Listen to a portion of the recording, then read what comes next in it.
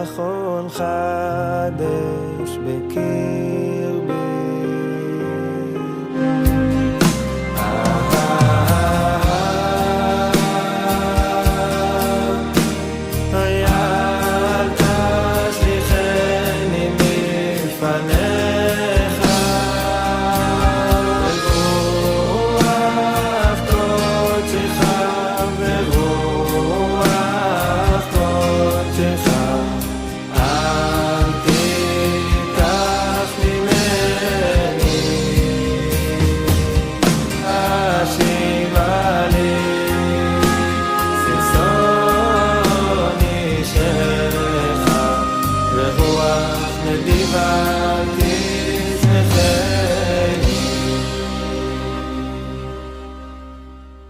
ሰላም ጤና ይስጥልኝ የተከበራችሁ ክብራትና ክብራን እንደምን ሰነበታችሁ በእግዚአብሔር እርዳታ ዛሬ የምናየው የመስከረም ወር እግዚአብሔር አምላካችን ባርኮ ቀድሶ የሰጠን ይህ ወር እንዳየነው መስከረም 1 እና 2 ሮሽ ሃሻናን አከበርን መስከረም 10 ቀን አስተሰርዮ ዮም ኪፑሪም ጾምነ 5 ሰዓት እግዚአብሔር የተመሰገነ ይሁን እግዚአብሔር ከሁሉ ኃጢአታችን አነጻን መስከረም 15 ቀን አፊታችን ያለው የዳስ በዓል ይጀምራል መስከረም 22 ቀን የዳስ በዓል እንዲሁም ሲምካት ቶራ በአንድ ላይ እንጨርሳለን ማለት በአጠቃላይ በምናይበት ጊዜ የመስከረም ወር የተቀደሰ በዓላቶች የበዙበት በረከት የሞላበት ወር እንደመሆኑ መጠን ይህ ወር ደግሞ እግዚአብሔር አምላካችን እና አብርሃም እና ይስሐቅ እና ያዕቆብ ደጋግ ሰዎች አባቶች የተወለዱበት ሆደሽ አይታኒም በመባል ይጠራል። ኢታኒም ማለት ኢታን ማለት በጣም የጸና በእምነታቸው በኃይላቸው ብርታት ያላቸው ማለት ነው። እና እግዚአብሔር አምላካችን ብርታቱን ሰላሙን ይስጠን። በኦሪት ዘዳግም ምዕራፍ 32 ላይ ቁጥር 46 እና 47 ያሉትን አንቀጾች እናያለን። ያም ያለንን አስተያየት ኦሪትን ባስመለከተ የጽሑፍ ኦሪትን ባስመለከተ ትእዛዛትን ባስመለከተና ስርዓትን ትእዛዛትን በመንፈጽምበት ጊዜ ምክንያቱም ይሄ መስከረም ወር ብዙ ትእዛዛቶች የበዙበት ያም ብዙ ትእዛዛቶች የፈጸምንበት እግዚአብሔር አምላካችን ከ6ቱ በዓላት ውስጥ ማለት ነው እነዚህ ትላልቅ በዓላቶች አራቱ የሚገኙበት እንደ ሮሽ ሃሻና ዮም ኪፑር ስኮትና ሽምኒ አጼረት እነዚህ በዓላቶች የሚገኙበት ይሄ የመስከረም ወር ነው ማለት እና መስከረም ወር ይሄ እግዚአብሔር አምላካችን ትእዛዝ ሲሰጠን በዚህ መምህራችን ሙሴ የመጨረሻው ቃል የሚነግረን በምዕራፍ 32 ቁጥር 44 ላይ እንዲህ በማለት መምህራችን ሙሴ ይነግረናል ወያቦ ሙሴ ወይደበር እርኮል ድብሬ አሽራ ሀዞት በወዝኔ ሃም ሁሺአ በኑም ይለናል መምህራችን ሙሴ ከኢያሱ ፊት መጥቶ ለሕዝበ እስራኤል ያስተማራቸው መዝሙር ይሄ ነው። እንትን ስትማሩ ልክ እንደ መዝሙር እንደማይጠገበው ሁሉ ሙዚቃ እንደማይሰለቸው ሁሉ ህሌናን የሚያድስ ሃይምሮን የሚያስደስት በመሆኑ ልክ እንደ መዝሙር አድርገህ ሕዝበ እስራኤል አስተምራቸው። ከዚህም ከ44 ቁጥር ላይ በመቀጠል 45 ላይ ምንድነው ብለን ወያኸል ሙሴ ለደበር ኮል አድባሪም አለ الكل ይሳይ ሙሴም እነዚህን ነገሮች ሁሉ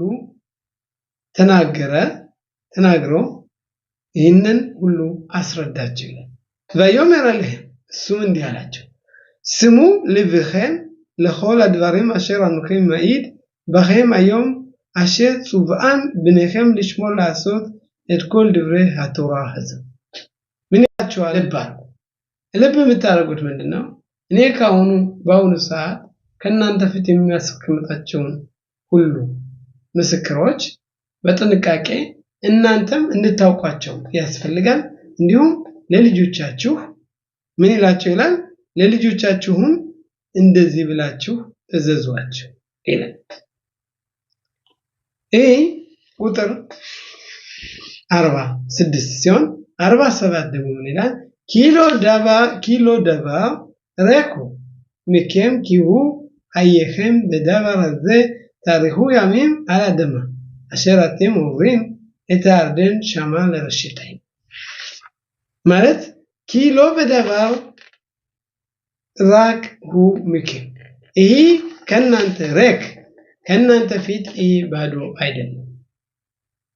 ኪሁ ሐየኸ ይህ ህይወታችሁ በደባር አዘ ታርሁ ያሚ በዚህ ነገር እናንተ ህይወታችሁን ይረዝማል።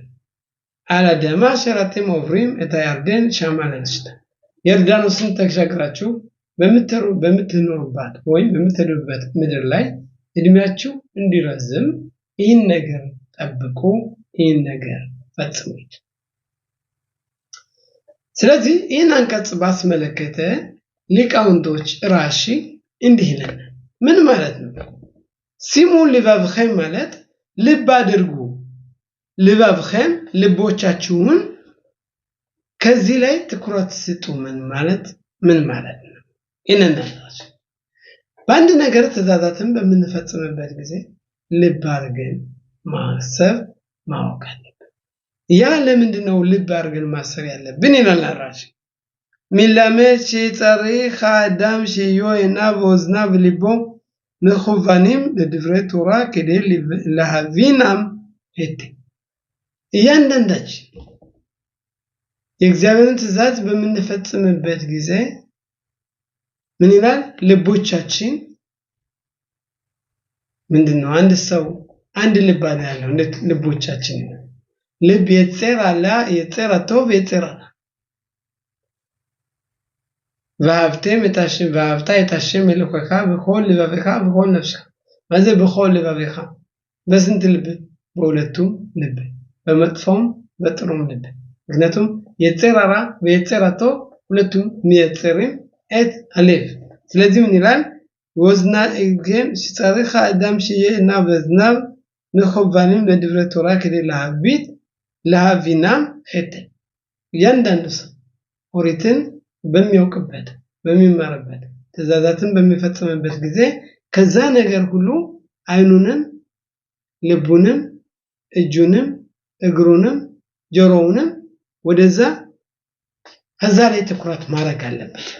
ያንን ነገር ትኩረት ካደረገ በሙሉ በሰራከራቱ የእግዚአብሔር ቃል የእግዚአብሔር መንፈስ በሱ ላይ ይሰራጫል፣ በውስጣችን ላይ ለውጥን ያመጣል። አንድ ከኔና ወይም አንድ መድኃኒት ወስደን በምንውጥበት ጊዜ ለዛ ነገር ትኩረት ካደረግነው ማለት ነው፣ ትኩረት ሰጠን ያንን ነገር ካደረግነው በእኛ ውስጥ ገብቶ ምህረትን ሊያመጣ ይችላል። ልክ እንደዛ ሁሉ ለአብዲ ለለፍ አብዳሎት የእግዚአብሔር ቃል ግን ራሱ የቆሰለውን ብቻ ሳይሆን የሚጠግነው ራሱ ቁስል እንዳይኖር በሽታ እንዳይኖር አስቀድሞ ይህንን ነገር ይከላከላል።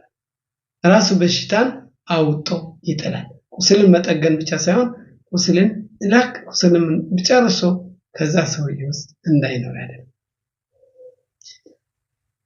ብሎረክም ይግኢም ምንድነው የሚለው? ለባዶ አይደለም፣ ዝም ብላችሁ አይደለም ይህንን ኦሪትን የእግዚአብሔር ትእዛዝ የምትፈጽሙት። ይሄ ምን ይላል? የጊያ ቶራ ወስቂም ባ ከዳባር ተከታሉባ ኪኪዩማ ቶራ ሁ ኃይል ዝም ብላችሁ አይደለም የእግዚአብሔርን ቃል የምትፈጽሙ። ምክንያቱም የእግዚአብሔርን ቃል በምትፈጽሙ ጊዜ የእግዚአብሔርን ትእዛዝ በምትፈጽሙበት ጊዜ ምን ይለናል? ይሄ ህይወታችሁ። ሊቃውንቶች እንደሚሉት አንድ አሳው ውሃው ህይወቱ እንደሆነ ሁሉ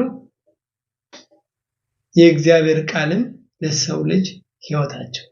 ስለዚህ በህይወት ላይ ቀልድ የለም እንደሚለው እና ስለዚህ ይህን ነገር ማተኮር አለብን።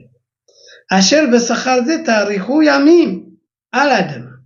ስለዚህ የእግዚአብሔርን ቃል በተማራችሁ ባወቃችሁ ጊዜ በዚች ዓለም የምትኖሩበት እድሜ በረከት በሰላም ትኖራላችሁ ይለናል። እን ለኻሽም ደባር ሪካም በቶራ ሽው ኻሰር ተኡለት በይኑም ለምደኑ ክሉ እያንዳንዱ ቃላት የእግዚአብሔር ቃላት በምናይበት ጊዜ በምናነብበት ጊዜ አምስቱን የሙሴ ብሔረ ኦሪቶች በምናነብበት ጊዜ አንዳንዱ ራሱ ባይገባንም ይላል እነዛ ሁሉ የእግዚአብሔር ቃል መልእክት አላቸው። ለነዛ ሁሉ ትኩረት መስጠት አለብን። አይቲያኻሱት የለን ኦሪትን በምንመለከት ጊዜ በአጠቃላይ የተጻፈው መጽሐፍ ቅዱስን በምናይበት ጊዜ ያ የተቀደሰ ቃል መሆኑን እኛ መገንዘብ አለብን እንጂ የሙሴ ታሪክ ከካብና ከሎጥ ታሪክ የበለጠ አይደለም።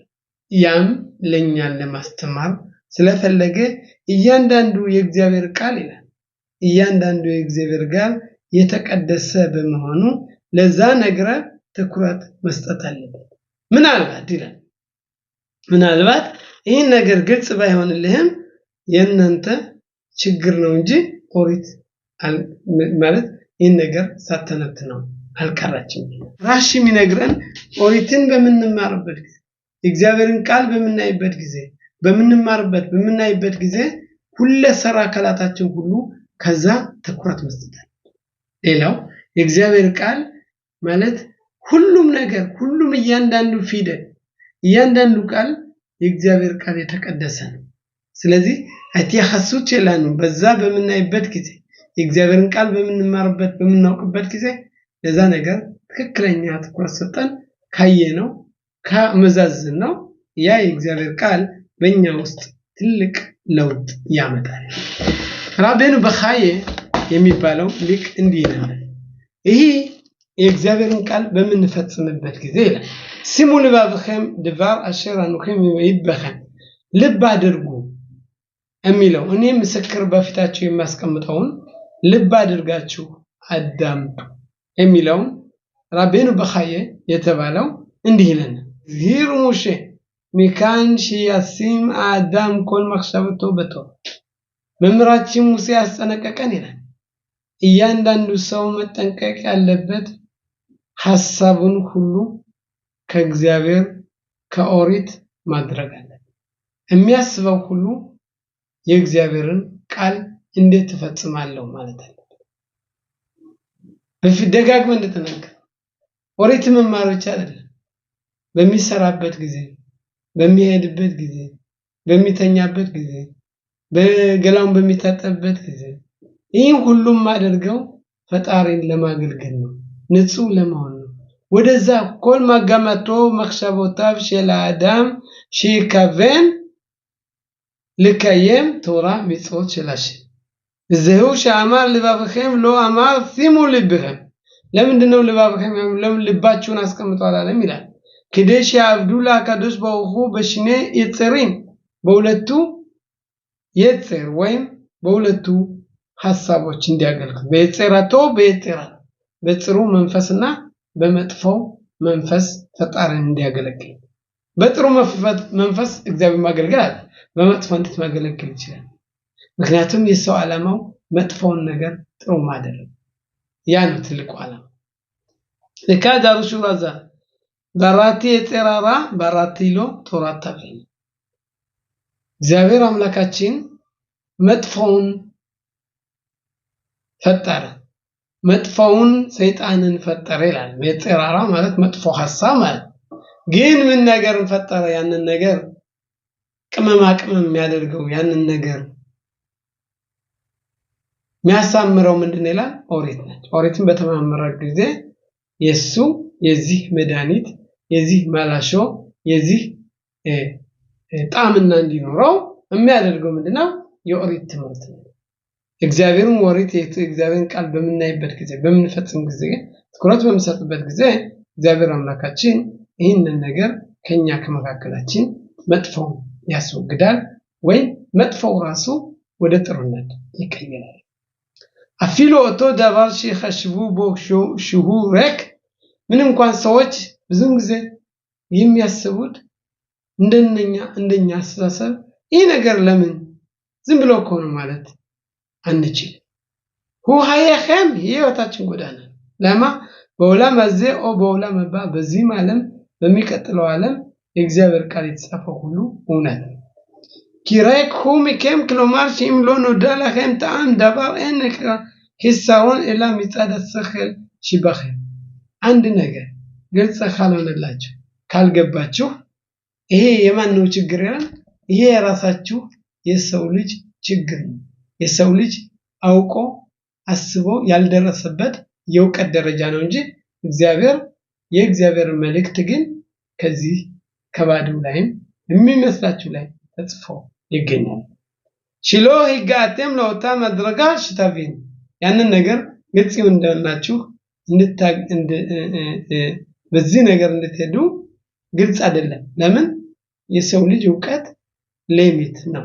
የሰው ልጅ ዕውቀት የተወሰነ እስከ መጨረሻው የፈጣሪን ስራና ምንነት አቀለ እና ስለዚህ ቅድም በራሺ የነገረን ምንድነው በአጠቃላይ የጽሑፍ ኦሪቱን እንዴት አድርገን መመልከት እንዳለብን ያም ከእግዚአብሔር የተሰጠነው ቃል ስለሆነ እያንዳንዱ ቃል እያንዳንዱ አረፍተ ነገር እያንዳንዱ ፊደል የተቀደሰ የተባረከ የእግዚአብሔር ቃል እንደመሆኑ መጠን በጥንቃቄ ያንን ቃል ማወቅ አለብን።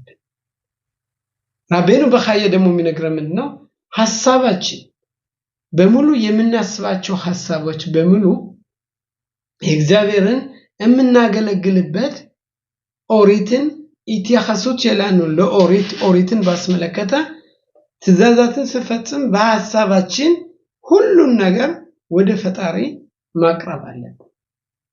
ምንም እንኳን ራሱ ያ ነገር ባይገባንም ቅድም በራሽ ላይ እንዳስተወስኩት ማለት ያ የኛ ችግር ነው እንጂ እኛ ያልደረሰበት ዕውቀት ስለሆነ ነው እንጂ እግዚአብሔር ይህን ነገር ስላላወቀ ወይም ይህ ነገር አይጠቅምም ወይም ይህ ነገር ምንም የሌለው ብለን ኦሪትን መናገር አንችልም። ሌላው አባርባኔል የሚባለው ሊቅ እንዲህ ይለናል። አባርባኔል ሚለን ምንድነው ራሺ ስለ ጽሑፍ ኦሪቱ እንደተናገረው ሁሉ ይደም ረበን በኻየ ስለ ሐሳባችን ኦሪትን በኦሪት ያለን ሐሳብ ምን መሆን እንደምታስረዳ በኋላ አባርባኔል ምንድነው የሚለው ትእዛዛትን በመፈጸምበት ጊዜ ሁሉን ትእዛዛት መፈጸም አለበት እንጂ ሰው ትእዛዛትን ይሄ ከዚህ ይበልጣል ብሎ ማወዳደር የለበትም። የእግዚአብሔር አገልጋይ ከሆነ ንጉሱ የሚያዘውን በሙሉ ማድረግ አለበት እንጂ ለምን እንዴት ወዴት ማለት የለበትም።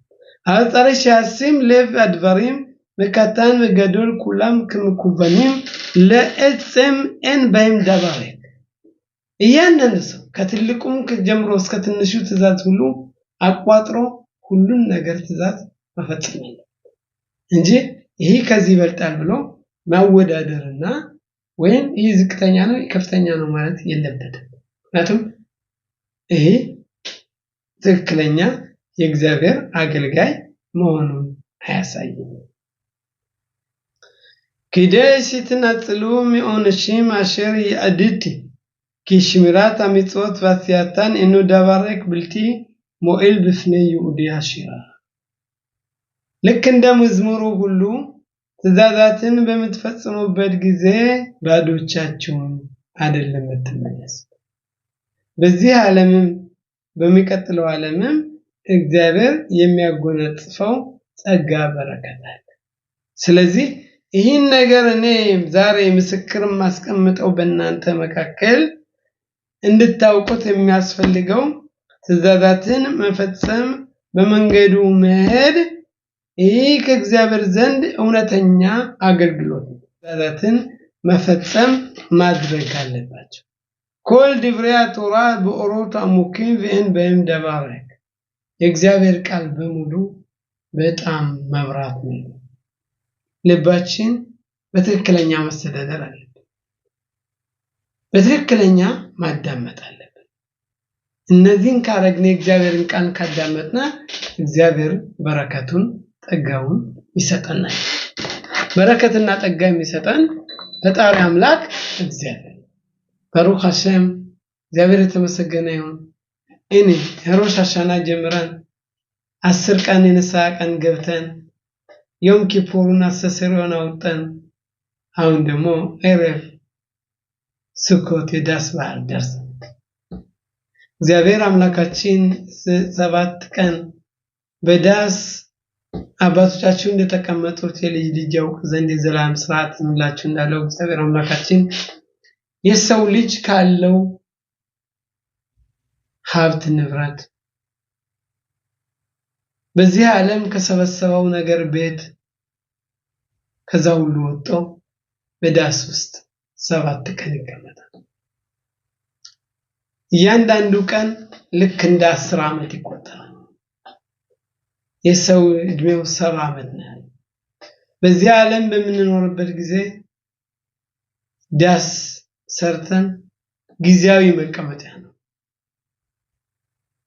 እሺባ ታራይ ይባላል። እሺባ ታራይ ጊዜያዊ ነን። ባለፈው እንደተነጋገር ሰው ዘላለማዊ አይደለም። በዛን ሰዓት ግን የሰው ልጅ ምንድነው ዘላለማዊ የሚሆነው? እግዚአብሔር አምላካችን ሚለን ምንድነው? ከዚህ ከወጣችሁ በኋላ ከአስተሰሪዮ ከቅድስና ቀን ከወጣችሁ በኋላ እኔ እግዚአብሔር አምላካችሁ ከናንተ ፈልገው ልባችሁ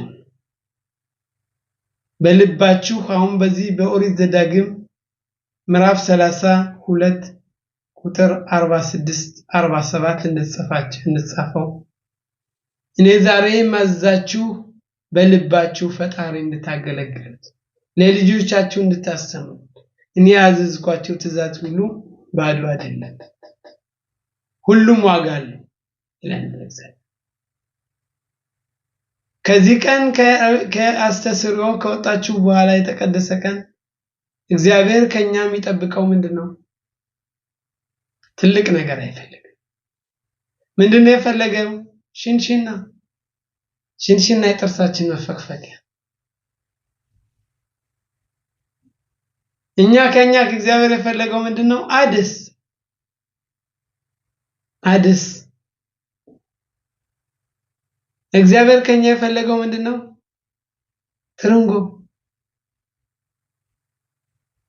ትርንጎ እግዚአብሔር ከኛ የፈለገው ምንድነው? ዘንባባ። እነዚህን ማንም ሊቆጥራቸው የማይችል ጥቃቅን የሆኑ ትናንሽ የሆኑ ነገሮች እናንተ ወስዳችሁ 7 ቀን በይበልጥ የሚለው በኦሪት ላይ በመጀመሪያው ቀን እነዚህን 4 የዛፍ አይነቶች ወስዳችሁ በአንድ ላይ አድርጋችሁ ወዝዟቸው ወደ ሰሜን፣ ወደ ደቡብ፣ ወደ ምስራቅ፣ ወደ ምዕራብ፣ ወደ ላይ፣ ወደ ታች። ለምንድነው እንደዛ የምናደርገው? የእግዚአብሔር እምነት በእኛ ላይ ለማሳደር። እግዚአብሔር አምላካችን በአራቱ ማዕዘን በታችን በላይም ሆኖ የሚጠብቀን ፈጣሪ አምላክ ነው። እግዚአብሔር አምላካችን በየትም ቦታ በአራቱ ማዕዘን እስካሁን ድረስ የሚረብሹን ጠላቶች ሁሉ ፈጣሪ አምላክ ያጠፋቸው እግዚአብሔር አምላካችን በአራቱ ማዕዘን በ6 አቅጣጫ ስለሚጠብቀን ኪኔ ኹክማትከም ቢናትከም በእንያሚም እንዳለው እግዚአብሔር አምላካችን ለሕዝብ እስራኤል ጥበቡን ብልሃቱን ሰጠው። ይህን ብልሃትና ጥበብ የሰጠን ፈጣሪ አምላክ ምን አለን? እነዚህን 4 ዛፎች ይዛችሁ በአንድ ላይ ጨምራችሁ ለፈጣሪ ወዝዙ። ይህንን ነገር በዚህም ደስ ይለኛል።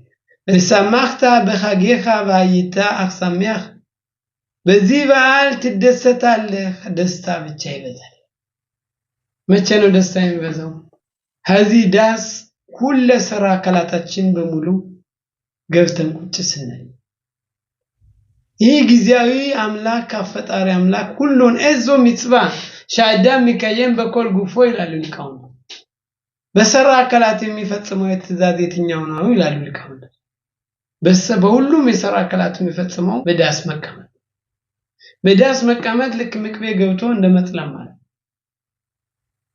በዛን ሰዓት በሰማኽታ በኻጌኻ አባይታ አክሰሚያ እዛ በዓልም ትደሰታለህ። አራቱን የዛፍ አይነቶች በምንወስድበት ጊዜ ሎረክ ምምኻ ሽንሽና ትርንጎ ሽታ አለው፣ ጣዕም አለው። ዘንባባ ጣዕም አለው፣ ሽታ የለው። አደስ ሽታ አለው፣ ጣዕም የለው። ሽንሽና ግን ምንም ነገር የለው፣ ጣዕምም የለውም፣ ሽታ የለው። ሆኖም ግን አንድ ላይ እንጨምረዋል። በዚህ ላይ በኦሪታችን ላይ ያለው በኦሪት ዳግም ምዕራፍ 32 ቁጥር 47 ምንድነው ያለኝ? ለወረካም ይማር ይህ ነገር ባዶ ነው ምንም የለው ለምን ለምን ያስፈልጋል? ይሄ ነገር ካልገባህ ምንድነው ይላል? ያልደረሰችበት ዕውቀት ነው እንጂ እግዚአብሔር ባዶ ነገር በኦሪት ላይ አይጽፍ ወይ ማዕዝ እናንተ ዘንድ ባዶ አይደለም ያለ ሽንሽና ለምን ያስፈልጋል አትበሉ። እሱን ካልተፈጸመ ካልወሰዳችሁ ትእዛዝ እንደፈጸማችሁ ተቆጥ ለኸነ نحن ጸርኺን እኛ ማወቅ ያለብን መገንዘብ ያለብን እግዚአብሔርን ትእዛዝ ስንፈጽም በትክክለኛ በንጽህና በሐሳብ በተግባር ንጹህ ሆናል። በዳስ በምንቀመጥበት ጊዜ እምነትን ማስታወሳል።